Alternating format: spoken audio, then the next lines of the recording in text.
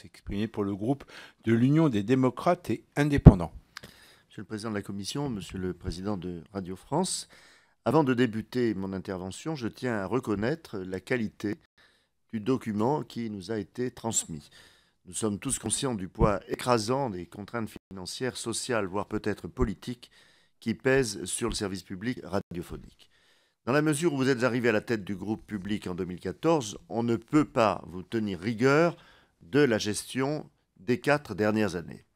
Après une année 2015 marquée par plusieurs semaines de grève à Radio France, vous revenez donc devant nous, devant notre commission, pour nous présenter l'exécution du contrat d'objectifs et de moyens de la société, tandis qu'en parallèle, vous avez présenté mi-octobre devant le Sénat le COM qui liera l'État et Radio France sur la période 2015-2019.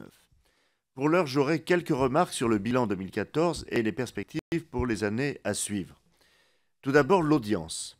Vous avez l'honnêteté de reconnaître que l'audience vieillit et que vous ne vous adressez plus dans les faits à l'ensemble de la population, ce qui pourrait affaiblir à terme votre légitimité.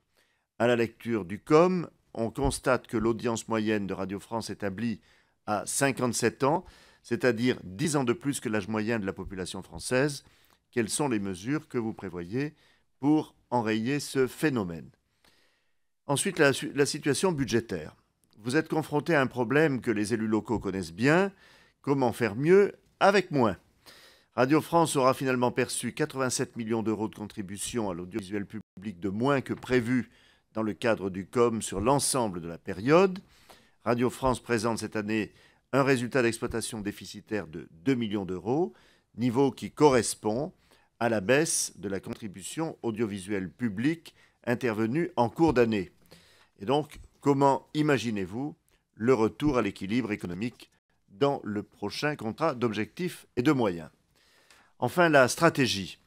Dans un contexte budgétaire très dégradé, la radio publique ne pourra pas s'exonérer à l'avenir de mettre en œuvre des gains de productivité à l'image de ceux réalisés par France Télévisions ou par France Média Monde. Le nombre de téléchargements de podcasts en moyenne par mois sur l'ensemble des sites de Radio France est élevé à près de 13 millions en 2014, en augmentation de 27% par rapport à 2013. Or, vous aviez précisé que les podcasts impliquaient un coût d'archivage, d'éditorialisation et de distribution pouvant justifier l'acquittement d'une contrepartie modeste.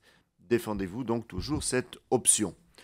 Ensuite, j'aimerais que vous nous parliez effectivement du projet de chaîne d'information en continu. Nous avons interrogé Mme Ernotte il y a quelques jours. J'aimerais avoir votre avis sur ce projet. Enfin, vous évoquez dans le COM le MOVE, dont j'ai assisté à la création il y a 17 ans lorsque j'étais administrateur de Radio France, représentant l'Assemblée nationale, et alors présidé par Michel Boyon. J'étais déjà extrêmement sceptique il y a 17 ans sur la création d'une telle chaîne, car il était à mon sens déjà très difficile à l'époque d'attirer des jeunes sur le service public. Les 3 chaînes musicales, France Musique, FIP et le MOVE, ont revu leur offre de programme afin d'être davantage en adéquation avec leur public. Les grilles des chaînes ont été renouvelées en septembre 2014. Quel bilan pouvez-vous déjà en tirer? Je vous remercie. Merci Rudy Sall. La parole est maintenant à Gilda Aubert qui va